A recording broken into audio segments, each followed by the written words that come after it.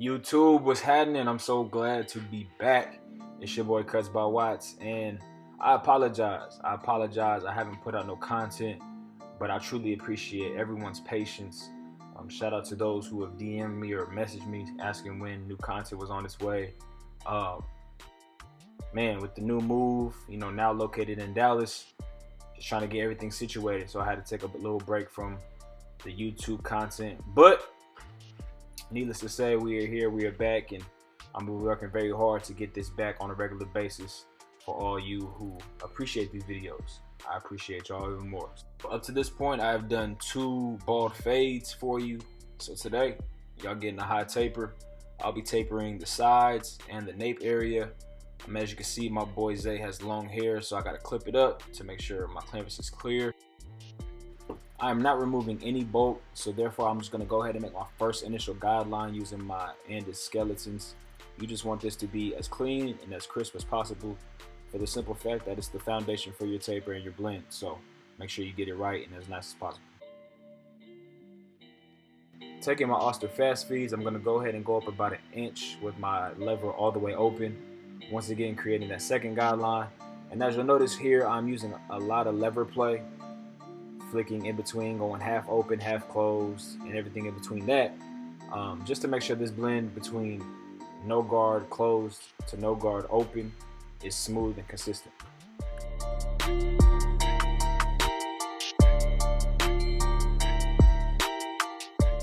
Now usually you don't see this, but I'm going to go ahead and jump to the top. I'm using my Andis number 2 guard to go ahead and remove some of that bulk and density at the very top of the taper.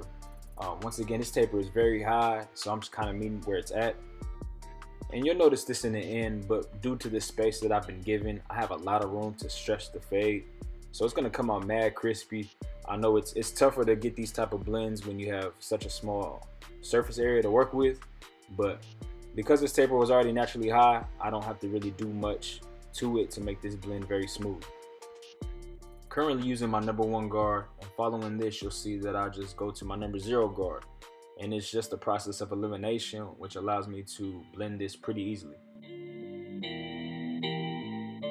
And as you can see, we still got that little line in there, so we're taking this 1/16 guard and just attacking it, just trying to get it out as best as we can. And then from there you'll see that I transition into clipper over comb work. I've said it once, I'll say it again, details truly do make the difference. So I never hesitate to go back over my work and just try to refine the littlest problems I see in the fade, or imperfections if you will. You'll recognize some barbers wait until the very end to start the lining up process. As for me, it really just depends on how I'm feeling for the day. I can't really put my finger on it. It's really up to you as the barber deciding whether you wait till the end or you kind of just work one side and then do the other. Whatever you're comfortable with, please do that. Whatever's more efficient for you, please do that. There's no set way on how to do this.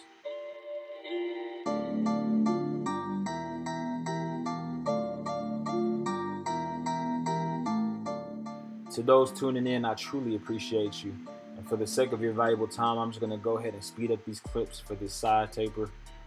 I'm literally going through the same exact steps.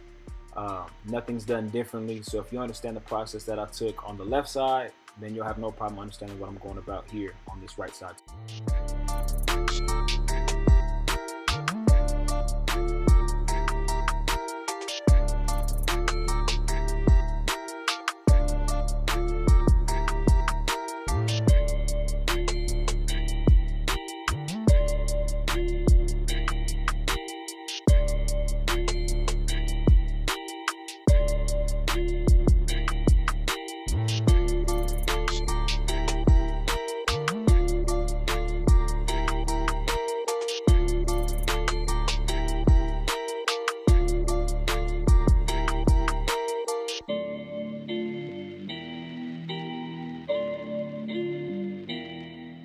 Now we're ready for the nape area. So once again, a lot of hair. I had to make sure I clipped it up, get it all out the way so I can see the area that I'm working with. And if it's not broke, you know we're not gonna fix it. So same step, starting with that initial ball guideline by setting it with my Andis trimmers.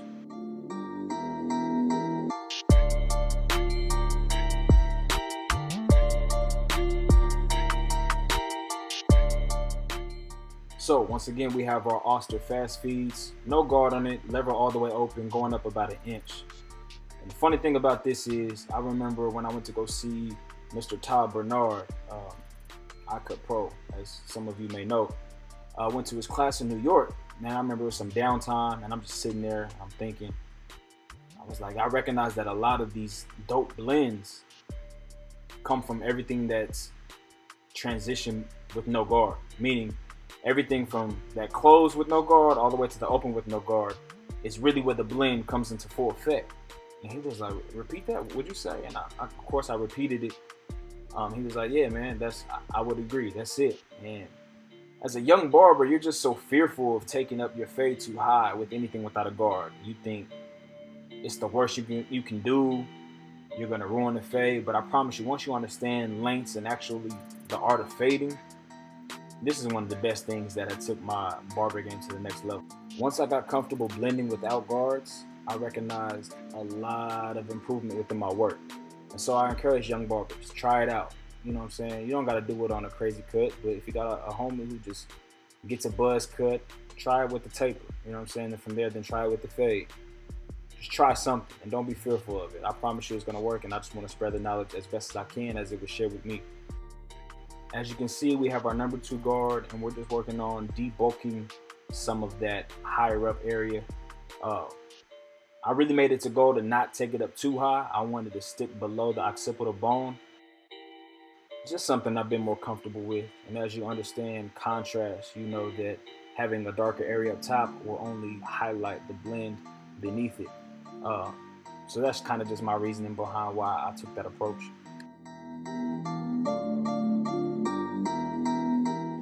I know people have asked me, hey, why don't you just fade up, like go from 0 to 2 or whatever, but I just find it easier to make those first initial guidelines and then go all the way to the top and work down. So essentially I'm doing a blending down technique when it comes to these fades. I think I'm just attracted to how the fade comes together. Me personally, Demetrius Watts, can feel like you can see the fade to come together better fading down rather than fading up. And also a process of elimination.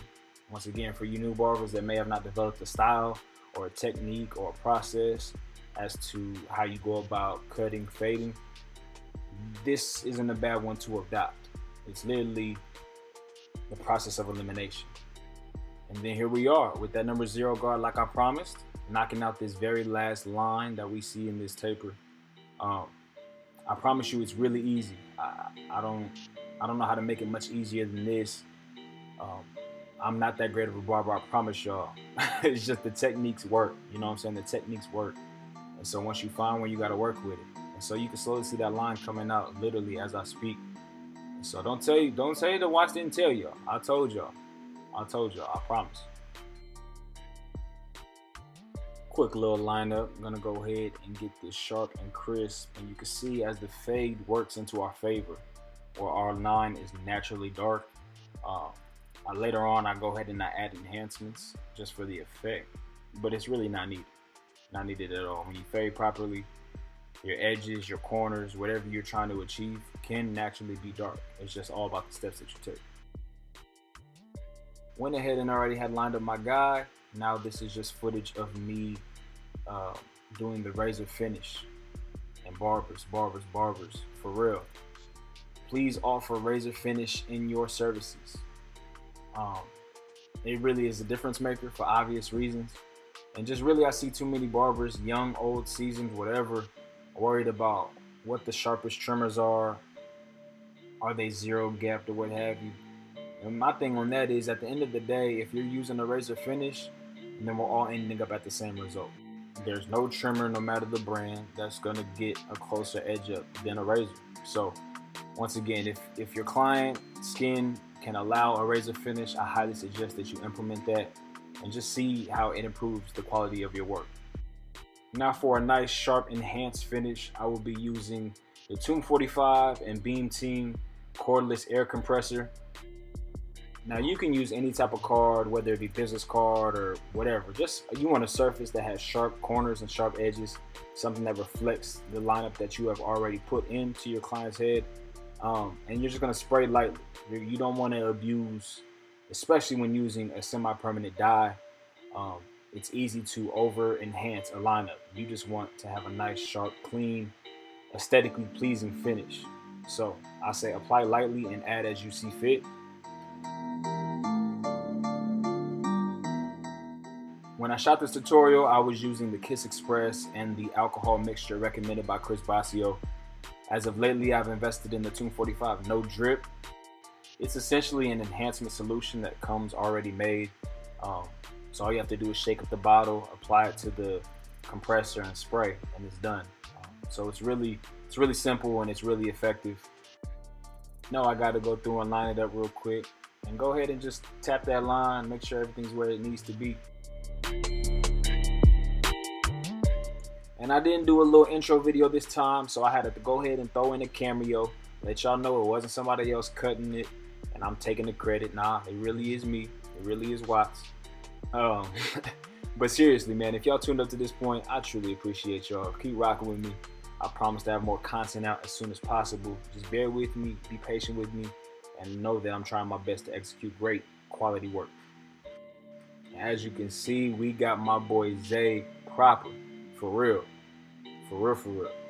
And me just being me, I'm going through and I'm just trying to critique. I'm trying to make it better. I'm trying to adjust, fix my imperfections, really just honing in on this craft, because you know you're only as good as the work you put in. And so that's all I'm trying to do.